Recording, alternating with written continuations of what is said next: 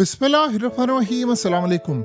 आज ईरान ने सबसे बड़ा बदला ले लिया है अमेरिका से, और ये शायद वो बदला है जिसमें आप कह सकते हैं कि अमेरिका का हिसाब किताब चुकता किया है। जो उन्होंने आयतुल्लाह अली खामनेई को मारा, जो स्कूल पर बमबारी हुई और इनके कमांडरों को मारा। इस वक्त सूरत हाल ये है कि अमेरिका का अरबों रुपए का ऑयल फ्यूल टैंकर ईरान के हमायत याफ्ता ग्रोह ने इराक में उड़ा दिया है, और उन्होंने कहा है कि हमने तैयारा जो मार गिराया उसमें सारे का सारा अमला भी मारा गया है, और ये अब तक की सबसे तबाहकुन सूरत हाल है। इतनी ज़्यादा तबाहकुन सूरत हाल है कि आप उसका तसव्वुर नहीं कर सकते।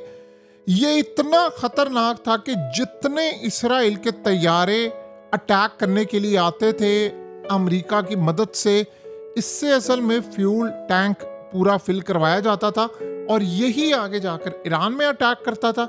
इसराइल इसी के थ्रू, इसराइल के तैयारे जो आते हैं उनके पास तो इतना फ्यूल नहीं होता, उन्होंने वन वे मिशन करना है, वापस भी जाना है, तो ये बेसिकली जाता था और जाकर उनका पूरे का पूरा फ्यूल टैंक भरता था।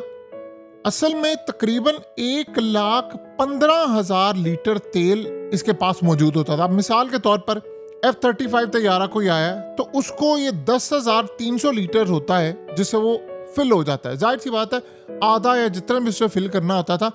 इसलिए असल में रिसेंटली जो 8 से 10 तैयारे आए थे उनको रिफिल किया और उसके बाद ही जाते थे। इसकी मदद के बगैर ये आगे मिशन कंप्लीट नहीं कर सकते थे। अब जो सबसे हैरान कर देने वाली सूरत हाल है कि अमेरिका ने कहा जी हमारा वो मिसिंग हो गया है, फलाना हो गया है, और अभी तक उन्होंने इस बारे में बात नहीं की, और ये कहा कि जी वो अभी तक मिल नहीं रहा। लेकिन इराक की मलेशियाज जो बेसिकली ईरान के हमायत याफ्ता एक ग्रोह है इराक के अंदर, उन्होंने इसको मार गिराया है, और इस सूरत हाल में इतनी तबाही उन्होंने फेर दी है, इतनी तबाही फेर दी है कि जिसका तसव्वुर नहीं कर सकता। सारे का सारा अमला भी मारा गया। इसमें असल में 4 लोग होते हैं, और मेनली जो इनके क्रू होते हैं वो पायलट होता है, को पायलट होता है, नेविगेटर होता है और बूम ऑपरेटर होता है, जिसने असल में जो रीफ्यूलिंग होता है आम उसको कंट्रोल करना होता है। अब आप ये बात समझें कि ये असल में बहुत ज़्यादा ज़रूरी मसला ये नहीं है कि कितने पैसों का था, मसला ये था इसके बगैर अमेरिका का मिशन चल ही नहीं सकता। और सबसे ज़्यादा हैरान कर देने वाली सूरत हाल है कि इसमें इजेक्शन सीट ही कोई नहीं होती। यानी अगर आप हिट हो जाते हो तो आप, ऐसा नहीं है कि आम जेट्स की तरह बटन दबाओगे और आप सीट आपकी निकल जाएगी और आप नीचे पैराशूट से आ जाओगे। नहीं, ये सिर्फ पीछे इसका एक हैच होता है ओपन। जैसे मिसाल के तौर पर आप ये देख रहे हैं कि वो रीफ्यूलिंग करते, आप यहीं से जा सकते हो, वो भी एक खास डायरेक्शन के अंदर।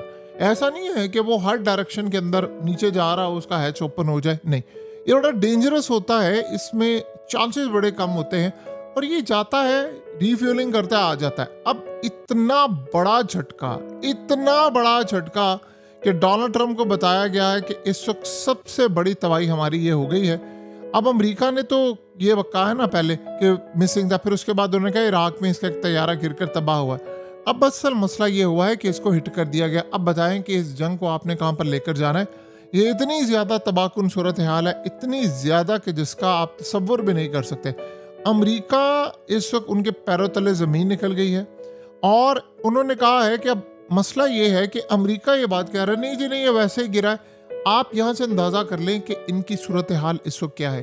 और जैसे ही इंटरनेशनल मार्केट में ये न्यूज़ आई है, पूरी मार्केट में भंचाल मचना शुरू हो गया। जाहिर सी बात है जो लास्ट डे होता है स्टॉक मार्केट का, वो बड़ा नेगेटिव न्यूज़ पड़ती है, और पूरी तरह इस न्यूज़ ने अमेरिका के धज्जियाँ उड़ा कर रख दी हैं कि अमेरिका जैसी सुपर पावर की ये सूरत हाल इस वक्त हो चुकी है कि वो मैक्सिमम अपना लॉस लेकर चल रहे हैं। तो आप यहाँ से अंदाज़ा कर लें कि अमेरिका के साथ इस वक्त मामला क्या है।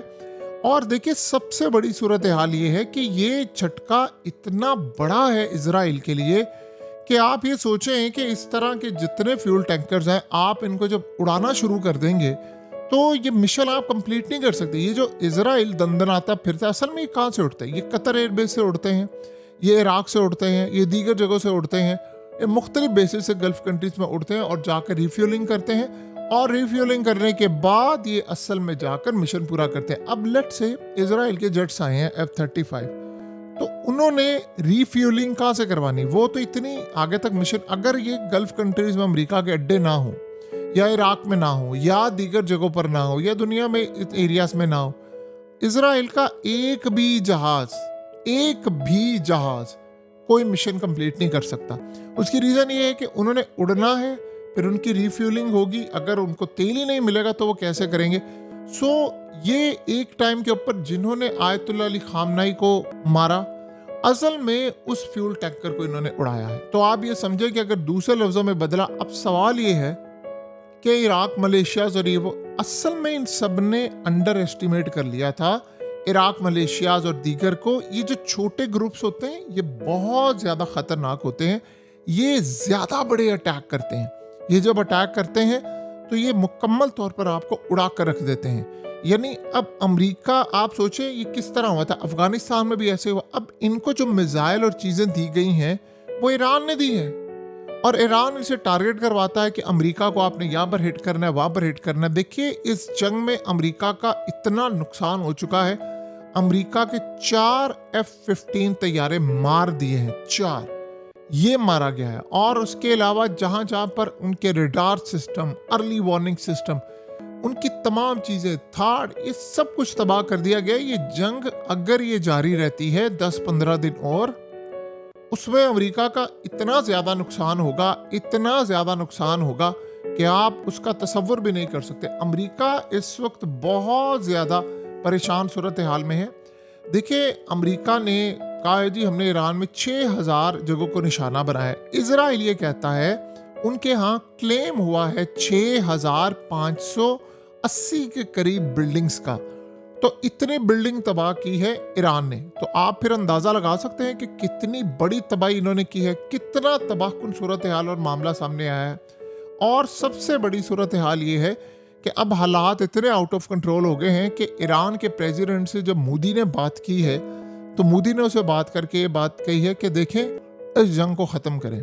आप सोचें, मोदी ने ट्रंप को नहीं कहा, मोदी ने जाकर नेतन्याहू को नहीं कहा, क्योंकि नेतन्याहू से उसकी मीटिंग हुई थी, उसने सीधा जाकर कॉल किया मसूद पज़ेश्कियान को। उसको पता है कि मसूद पज़ेश्कियान की कोई वैल्यू नहीं है, वो ये जंग नहीं बंद करवा सकता। अब आप भूल जाएं, अब तो मुस्तफा खामनाई ने खिताब कर दिया है, तो उसके खिताब के बाद तो वैसे भी कोई सूरत हाल नहीं। वो दुनिया, देखिए असल में होता ही है कि आपने अपने हम मनसब को फ़ोन करना होता है। आप अमेरिका को कहें अटैक उसने किया था, इजराइल को नहीं किएगा, क्योंकि इसे फ़ोन कौन करवा रहा है? इजराइल करवा रहा है ना, वो इसलिए करवा रहा है, उनकी तबाही हो गई है। अब बताएं कि इजराइल के ये असल में एक नई चीज़ इन्होंने सीखी है, एक दफ़ा आप हिट कर सकते हैं तो आप दोबारा भी हिट कर सकते हैं, इसको एक ख़ास लेवल पर उड़ाना होता है। तो ईरान को भी ये बात समझ आ गई है कि हम अगर इनके ये रीफ्यूल जो टैंक होते हैं इनको अगर हम उड़ा दें तो अमेरिका का तो कोई मिशन चल ही नहीं सकता। अमेरिका अगर अटैक करने के लिए आए तो चले, वो तो करीब बेसिस से आ जाए, इजराइल कैसे आएगा? ये सूरत हाल उनको पता नहीं किसने बताई है, और उसके बाद उन्होंने पहली मर्तबा इनको अटैक करना शुरू किया है। देखिए वैसे भी ये बात ज़हन में रहे कि जब मुस्तफा खामनाई ने तकरीर की थी तो उन्होंने एक वर्ड इस्तेमाल किया था कल तकरीर में। उन्होंने कहा था जितने वसाइल हैं आपके वो अब आपने मैक्सिमम इस्तेमाल करने हैं। तो अब उनकी तकरीर का असर ये हुआ कि जो वो इराक, मलेशिया और छोटे मोटे जो ग्रुप हैं बड़े, वो लड़े थे, उनको ये पता चल गया कि कोई लीडर आ गया, गैप रीफिल हो गया, तो उन्होंने अटैक करना शुरू कर दिया। तो अब अमेरिका ना तो इराक में महफूज है ना गल्फ कंट्रीज में महफूज है। अल्टीमेटली आपको पता है कि इस वक्त गल्फ कंट्रीज में ये बैकएंड पर सोच पाई जा रही है, और वो शायद इस पर अमल करे कि अमेरिका को हम जल्द से जल्द निकाल दे, वरना हमारे खित्ते की तबाही होगी। सोचे ना अब अमेरिका क्या कह रहा है, वो कह रहा है ईरान की बिजली मैं तबाह कर सकता हूँ। तो ईरान ने कह दिया है कि तुम जैसे बिजली तबाह करोगे पूरे के पूरे खित्ते की हम बिजली सिर्फ आधे घंटे में तबाह कर देंगे। अब आप सोचें कि अगर पूरे गल्फ कंट्रीज की बिजली चली जाती है तो फिर उसके बाद आप सोच सकते हैं कि ये फिर खित्ता रहने के काबिल रहेगा। यानी उसके बाद आप सोचें कि पूरे वर्ल्ड में जो कोहराम मचेगा, क्योंकि इन ममालिक ने कभी बिजली जाती देखी नहीं है, तो ये निज़ाम ज़्यादा धर्म भरम होगा। फिर उसके बाद साइबर हमले अमेरिका में होंगे, फिर चाइना भी आगे बढ़ेगा, वो तो नहीं छोड़ेगा। आप बिजली किसी की तबाह करें, वो टिट फॉर टैट करें, तो अब अमेरिका के लिए बड़ा झटका है।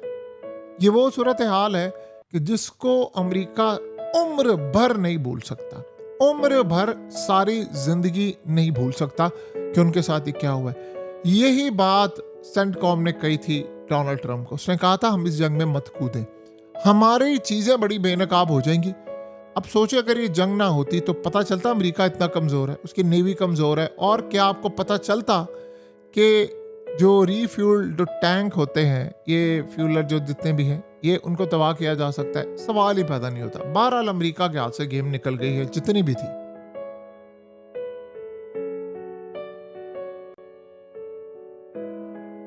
हकीकत टीवी को सब्सक्राइब करना मत भूलें, वीडियो को लाइक करें, शेयर करें और कमेंट सेक्शन में अपनी राय का इजहार जरूर करें।